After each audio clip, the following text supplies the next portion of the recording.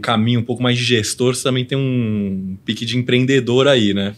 Isso é legal, que dá uma expertise bacana na forma até que a gente gerencia a companhia, né?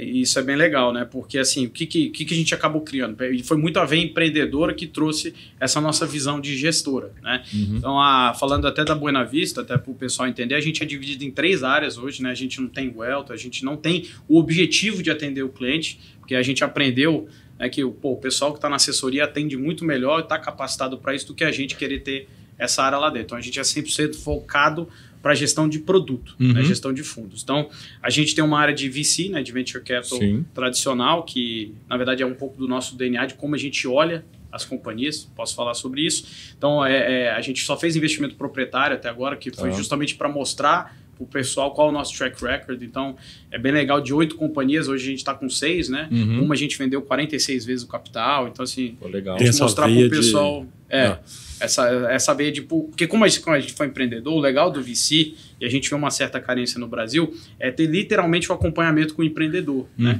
Porque o empreendedor não é um gestor e também não é... O cara, muitas vezes, não é um líder de equipe. O cara é empreendedor que teve uma ideia, às vezes é um cara de tecnologia. Então, imagina, o cara vai ter que montar uma empresa, vai ter que administrar as pessoas, fica complicado. Então, a gente ajuda muito nesse ponto também. A outra área que a gente tem na empresa é uma área que a gente acredita muito, que é a área de ativos digitais, né? Que ela nasceu de uma forma, expandiu até. Hoje a gente ajuda outros gestores a entender o mundo de cripto, né? A gente não chama nem de criptomoeda, a gente chama de criptoativos. Então, para o pessoal entender, cara, como é que você vai fazer um valuation, cara, como é que você vai quantificar isso aqui, dá para você usar inúmeras estratégias quantitativas, sistemática, arbitragem, com valor mesmo, visando longo prazo. Mas isso não é um fundo? Não é um fundo, né? É uma área que a gente dedicou para isso, porque dentro do VC é uma das áreas que a gente mais investe também. Entendi. Então, foi por isso. A gente vê muito espaço assim, para blockchain como infraestrutura, como investimento, para a gente investir também.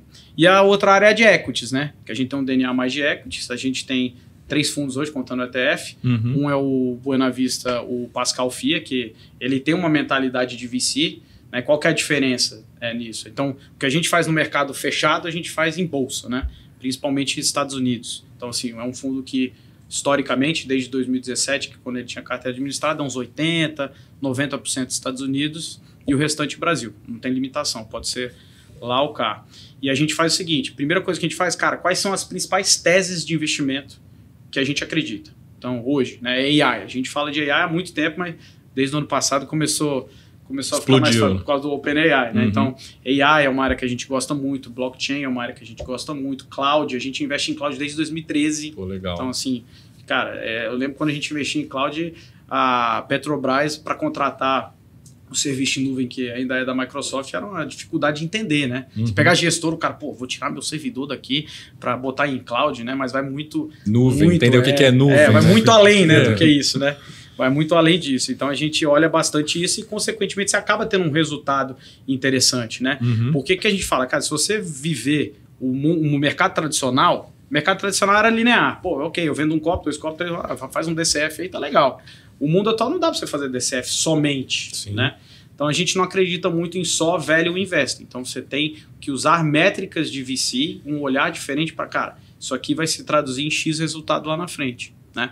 Eu dou até o exemplo da Microsoft, que a gente investe também desde 2007, a gente escuta que é caro, há séculos que é caro, e vai continuar caro, porque é uma empresa que ela se transforma muito rápido, né?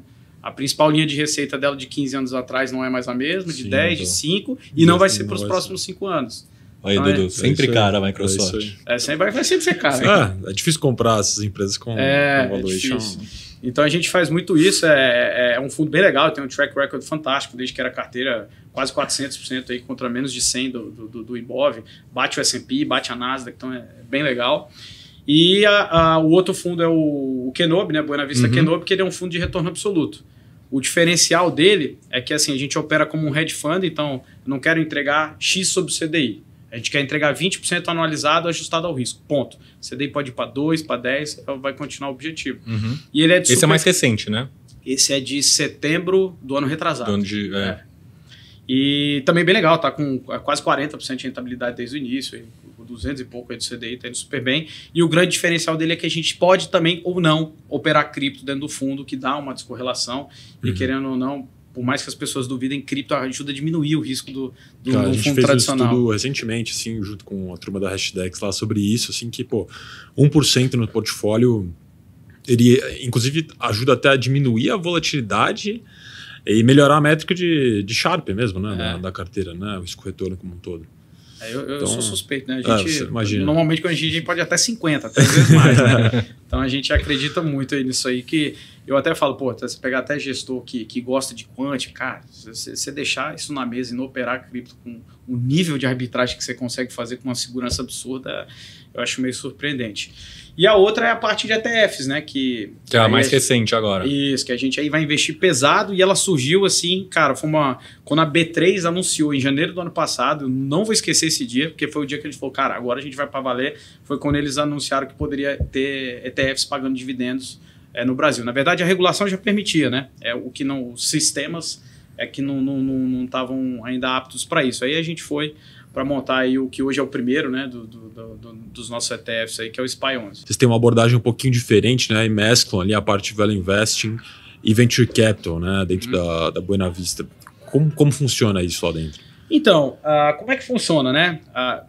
O lado empreendedor mostra muito isso, né? Se você pegar, por que a maioria dos VCs investem em tecnologia? É simples. Vamos pegar a história. A história eu acho bem legal de pegar. O S&P, cara, sem sombra de dúvidas, é o melhor índice do mundo. Aí, de novo, vai ter a discussão com a NASA que vamos usar o S&P, né? Se você pegar o S&P nos últimos 100 anos atrás, o principal setor que tinha o maior peso no S&P era o setor industrial. Depois passou para o setor de utilities. Depois passou para o setor de energia. Ao longo do tempo lá. Então, o que isso acontece? É o comportamento humano que vem mudando e é uma evolução natural das empresas, né?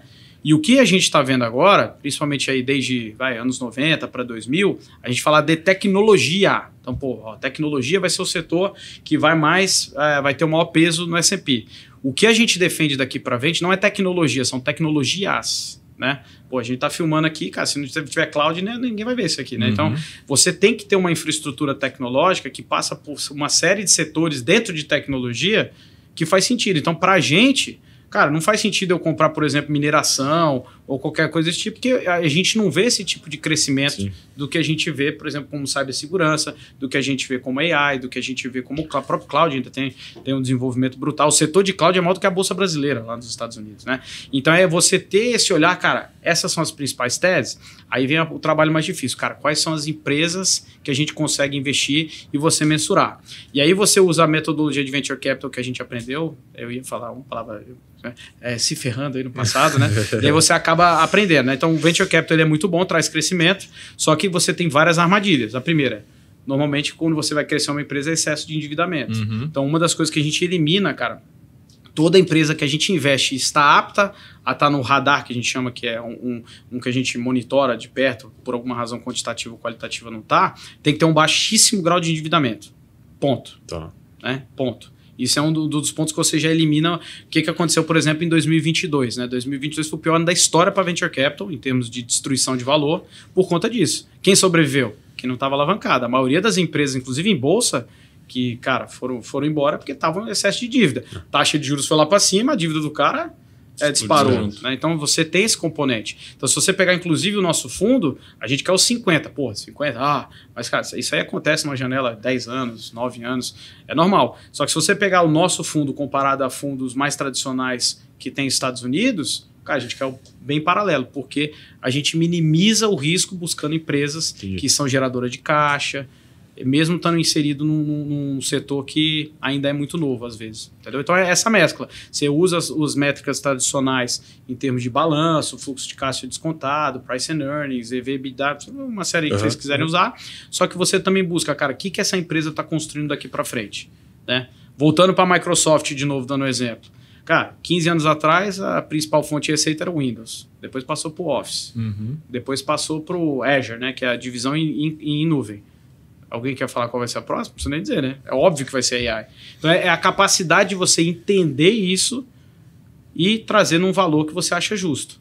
Legal. E essa abordagem, ela exige alguma gestão de risco diferenciada de um fundo?